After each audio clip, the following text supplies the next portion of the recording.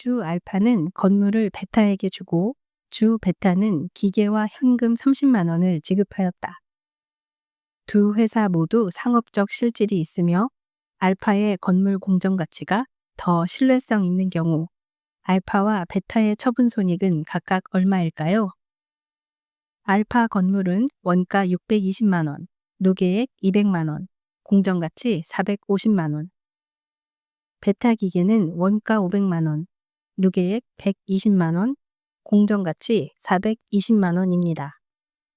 처분 손익은 자산의 공정 가치와 장부가액의 차이로 계산합니다. 먼저 알파의 건물은 장부가액이 620만 원에서 감가상각 누계액 200만 원을 뺀 420만 원이고 공정 가치는 450만 원입니다. 따라서 알파의 처분 손익은 30만 원 이익입니다.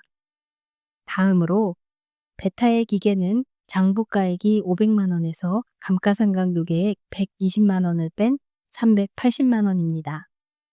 처분 대가는 알파 건물의 공정가치 450만 원에서 현금 30만 원을 차감한 420만 원이므로 베타의 처분 손익은 40만 원 이익입니다. 정답은 알파는 30만 원 이익, 베타는 40만 원 이익입니다. 회계 분계에서도 두 회사 모두 처분이익을 인식하게 되며 참고로 현금은 새 자산의 취득 원가에는 반영되지만 처분 손익 계산에는 직접 영향을 주지 않습니다. 주 세움의 2000X1년 12월 31일 창고 재고 자산은 6만 원이다. 다음 자료를 반영했을 때 재무상태표에 보고될 기말 재고 자산은 얼마인가? 거래처 A로부터 선적지 인도 조건으로 매입한 상품 원가 5만 원, 현재 운송 중. 거래처 B에 도착지 인도 조건으로 판매한 상품 원가 3만 원, 현재 운송 중. 위탁처 C에 보낸 상품 원가 2만 5천 원 중 40%가 판매됨. 고객 D에게 보낸 시송품 원가 4만 원. 이 중 25%에 대해 매입 의사 통보. 거래처 E에 원가 15,000원 상품을 18,000원에 판매하고 2개월 후 2만 원에 재매입 약정. 기말 재고 자산은 위험과 보상이 주 세움에게 남아있는 물건을 모두 더해 계산합니다. 주 세움의 기초 창고 재고 자산 6만 원을 시작점으로 둡니다. 선적지 인도 조건은 배에 실려 출발하는 순간부터 매입자 재고입니다. 지금 운송 중이어도 이미 선적이 끝났으니 주 세움의 재고 자산으로 5만 원을 더합니다. 도착지 인도 조건은 상대방에게 실제로 도착해 인도되기 전까지는 매도자 재고입니다. 현재 운송 중으로 도착 전이므로 아직은 주 세움의 재고 자산에 3만 원을 포함합니다. 위탁은 대신 팔아달라고 맡긴 상태라 팔리기 전까지 위험과 보상이 주 세움에게 있습니다. 원가 2만 5천 원 중 판매되지 않은 60%인 15,000원을 재고에 포함합니다. 시송품은 써보고 마음에 들면 산다는 조건으로 보낸 물건입니다. 고객이 매입 의사 통보 전에는 위험과 보상이 주 세움에게 있습니다. 원가 4만 원 중 매입 의사 25%만 확정이므로 미확정 75%인 3만 원을 재고에 포함합니다. 재매입 약정은 겉으로는 팔았지만 동시에 나중에 더 높은 가격으로 다시 사겠다고 약속한 거래입니다.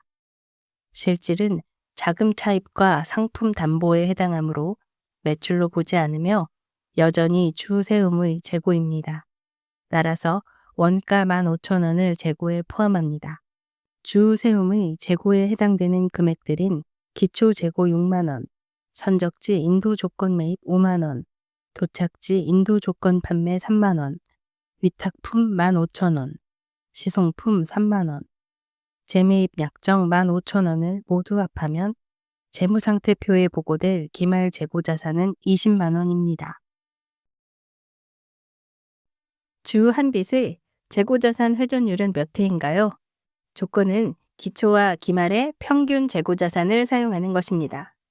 단기 현금 매출 2만 원, 매출 채권 회수액 2만 원, 기초 매출 채권 5천 원, 기말 매출 채권 15,000원, 그리고 기초 재고 만원, 단기 매입액 4만 원. 마지막으로 매출 총 이익률은 20%입니다. 재고자산 회전율은 재고가 1년 동안 몇 번 팔려나갔는지를 보여주는 지표입니다. 공식은 매출 원가 나누기 평균 재고. 먼저 매출 원가를 구해보겠습니다. 매출 총 이익률이 20%라는 건 매출 원가율이 80%라는 뜻입니다. 꼭 기억하세요. 매출 총 이익률 더하기 매출 원가율은 100%. 매출 원가율을 이용해 매출 원가를 구하기 위해 총 매출액을 계산합니다. 외상 매출액은 회수액 2만 원 더하기 기말 채권 15,000원 빼기 기초 채권 5,000원은 3만 원.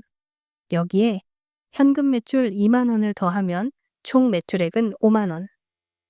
총 매출액 5만 원 곱하기 80%는 매출 원가 4만 원. 이제 평균 재고 구합니다. 기말 재고는 기초 만원 더하기 매입 4만 원 빼기 매출 원가 4만 원은 만원. 기초와 기말이 같으니까 평균 재고도 만원. 마지막 계산 4만 원 나누기 만원은 4회. 따라서 재고자산 회전율은 4회입니다. 오늘 핵심 기억.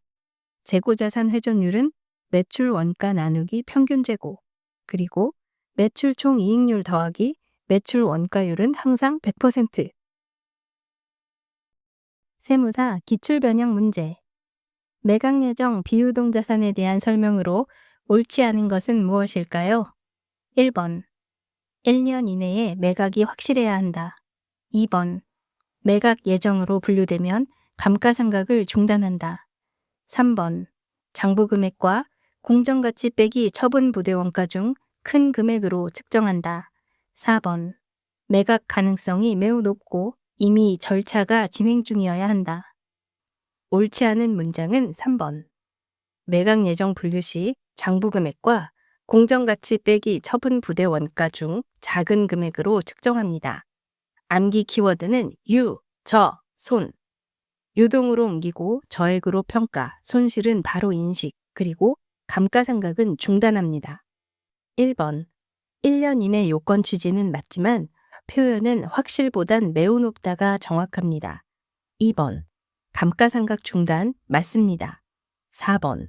매각 가능성은 매우 높고 실제로 계획이 진행 중이어야 합니다.